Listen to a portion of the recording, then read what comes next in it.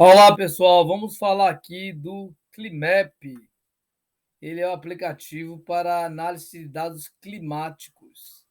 Muito simples de utilizar. Ele está aqui na Revista Brasileira de Climatologia. No link da descrição do vídeo, eu vou colocar esse link. Então, você pode obter esse manual, porque a publicação é um manual de como utilizar o Climap. Ele é aqui do pessoal do Inimet, do Mozart, e você tem aqui, inclusive, um e-mail para tirar dúvidas.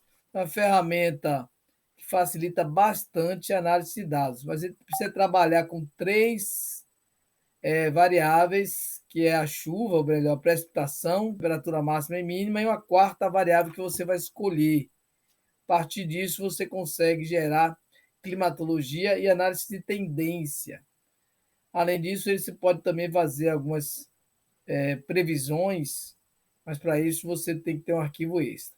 Então, muito simples de utilizar, vamos usar aqui para vocês. Ele já vem com dados de Brasília.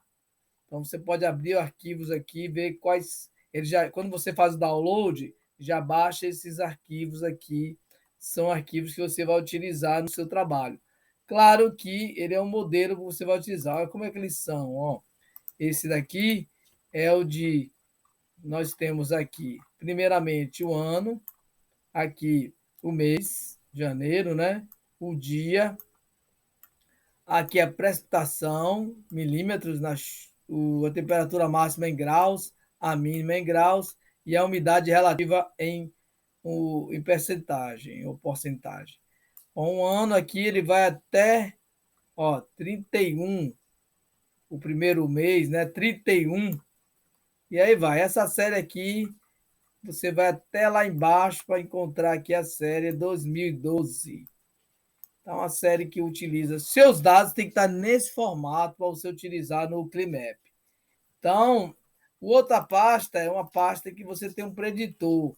Você tem que ter um ano a mais. Você tem esse preditor aqui, ó, tem que ter um ano a mais para você fazer sua predição. No caso aqui, é dados de El Niño, oscilação sul. Então, são dados desse índice de El Niño, oscilação sul. Isso é utilizado para predição. Já é uma análise mais para ver o futuro, né? Fechando aqui, vamos abrir de novo aqui ó, os dados. Vou selecionar essa primeira aqui, ó, que tem a precipitação, temperatura máxima e umidade relativa do ar. E aqui eu posso já fazer a precipitação. Aqui nesse disquete eu posso salvar aquela imagem. Lembrando aqui, são três variáveis, né? A precipitação está nessa primeira fila, né? Você tem aqui a precipitação, depois tem a temperatura do ar, que você tem a máxima e mínima, e a última, quarta variável, é um opcional, que nós vamos usar aqui, é a umidade relativa. No caso aqui, ó, quando eu clico em precipitação, ó, ele já gera aqui também no relatório, ó, os dados médios que ele usou, a precipitação histórica média. Olha aqui, os dados estão aqui no relatório. Vou dar um delete aqui, ó, para a gente mostrar de novo, ó. Ele já gerou aqui para a gente os dados aqui no relatório, tá vendo? Isso facilita muito. Alguma dúvida da leitura do gráfico, ó. Precipitação média anual está aqui indicada 2.301. E aqui nós temos a temperatura também, ó. Observe o gráfico da temperatura, você pode ampliar para olhar melhor, fazer suas análises. Então, aqui a temperatura também gera ó, os resultados. Selecionar tudo e deletar. Bom, aqui você pode fazer histogramas por períodos, ó. Janeiro, fevereiro e março. Com os histogramas aqui, você analisar o comportamento. Tem médio, mediano, desvio padrão. Além disso, você vai caminhando aqui na variável precipitação, onde você, vou aqui utilizar aqui, vou andar aqui para os dados anuais. Então, ó, ele vai me dar aqui todo o comportamento da série, ó, de 70 a 2010, a precipitação, aqui no caso é mensal. E aqui o DPP, né, que é desvio padronizado de precipitação. Então, os azuis aqui indicam o desvio para mais, o vermelho para menos. é similar ao SPI, que é o Índice Padronizado de Precipitação. Falando em precipitação, você tem todas essas variáveis aqui, os extremos, PR1, PR10, PR20, que está relacionado aos. Todos esses códigos estão no manual. Você pode gerar aqui os resultados, um P95, tá vendo? O anual P95, ó. Ele vai trabalhar aqui com as precipitações acima de 95%. Então, ele vai indicar aqui para você tudo isso e o manual explica bem cada um desses índices. Aqui a apresentação você vai começar a fazer os testes aqui, ó. Vou colocar anual e a regressão. Ele me dá aqui, tenta dar um modelo, né? Só que aqui o declive, que é o índice de ângulo, coeficiente angular, 3,85. Intercepto está bem alto aqui, é o valor da interseção com o eixo Y aqui no eixo Y. Agora, os coeficientes muito baixos, p-valor alto, indica que esse modelo aqui não é muito adequado para essa série. Em termos de teste de Mann-Kendall, o Mann-Kendall verifica se tem alguma tendência. Está entre as linhas vermelhas aqui, os dois gráficos, então não tem uma conclusão interessante sobre tendência aqui. Não há um valor de tendência na precipitação. A gente pode fechar aqui. Vamos buscar agora a temperatura. A temperatura, nós temos aqui anual, né? Pode escolher por mês também, é claro, né? Temperatura anual. Aí você tem as máximas, a mínima e a amplitude, a diferença entre elas. E já aqui ele já vai fazendo os testes de regressão linear, e coeficiente de determinação, que é o R2, o R também, que é o coeficiente de correlação, o p-valor bem baixinho aqui desse. Mas ele vai mostrando uma linha aqui para ver se você tem tendências. Vamos ver aqui a tendência. Além disso, você tem os extremos, né? Você tem os extremos aqui, você pode testar tudo isso descrito lá no manual. O TP 95, o T mínimo, 90, T máximo, T mínimo. Vamos ver aqui rapidamente o modelo de regressão e o Mann-Kendall. Olha o Mann-Kendall. Ele ultrapassa esses limites, então o p-valor é baixinho, então indica uma significância estatística. Tem um tal aqui que tem 0,34 positivo. Tudo isso aqui está indicando que tem uma tendência realmente significativa.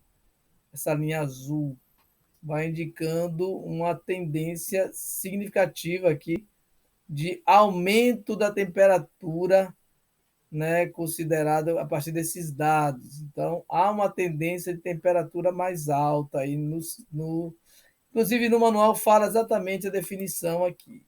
Fechando, vocês lembrando que está aqui sempre gerando os resultados. Você pode fazer um del, ó. Olha quanta coisa a gente foi gerando de resultado. Vou fazer de novo aqui uma Mann-Kendall para vocês verem aqui anual, ó. E ele vai gerando esse resultado também no relatório. Bom, aqui nós temos a última variável, que é aqui você faz os mesmos testes, né? Aqui é a umidade relativa. Aqui você faz o gráfico da umidade, ele já vai gerando esses gráficos de tendência. E para fechar, aqui você tem, voltando para a variável opcional, você tem média também, ó. Você pode escolher o total ou média. Bom, e aqui você tem um arquivo preditor. Vamos fazer esse aqui, ó, esse primeiro preditor, e gerar aqui os gráficos, né? Que você está pensando aqui. Vamos botar anual. Eu gosto de trabalhar anual para fazer logo análise, ó. Então aqui tem o preditor preditando. Preditando deve ser a chuva e o preditor, que são a questão do El Ninho. Então aqui está indicando uma tendência de queda aí a partir desse preditor da precipitação anual. Né? Além disso, você tem aqui a precipitação e temperatura nesse último aqui, ó. Vamos ver aqui anual? Não tem anual, só tem por meses. Então também você pode fazer essa análise mensal, ó. Preditor e preditando. Todas essas informações você encontra aqui, ó. Pode botar um Ctrl F, ó, preditor. Facilita a busca, né? Então aqui, ó, Ele já vai dizendo as correlações que você encontra, né? O preditor é a variável x e y é o preditando, que é o resultado, né? Então, ele é muito interessante. Vai explicando aqui qual foi a variável do preditor, que no caso aqui foi a El Ninho 3.4. É uma localização no mapa, tá bom? A partir disso, você faz vários resultados aqui no Climap e você consegue trabalhar bastante gerando climatologia e tal. Um detalhe importante é que os dados às vezes têm falhas. Eu estava preparando aqui alguns dados no Excel. Olha aqui, esse não. De cá, olha quantos nulos tem, ó. Aqui são dados faltantes.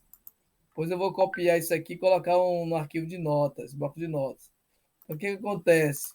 Então, é interessante você colocar aqui 100% para dados faltantes.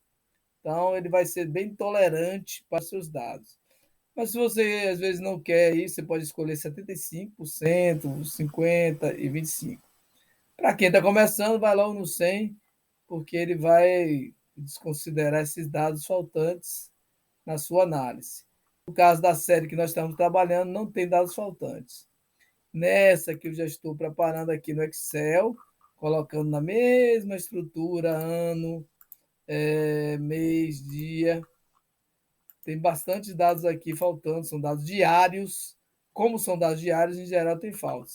Mas é uma série longa, ó. Então a gente tem dados aqui presentes também. E o Climap vai poder trabalhar com o que tem aqui para a gente fazer os resultados, gerar resultados. Tá bom, pessoal? Seria isso. Na descrição tem o link do artigo. Até a próxima, então.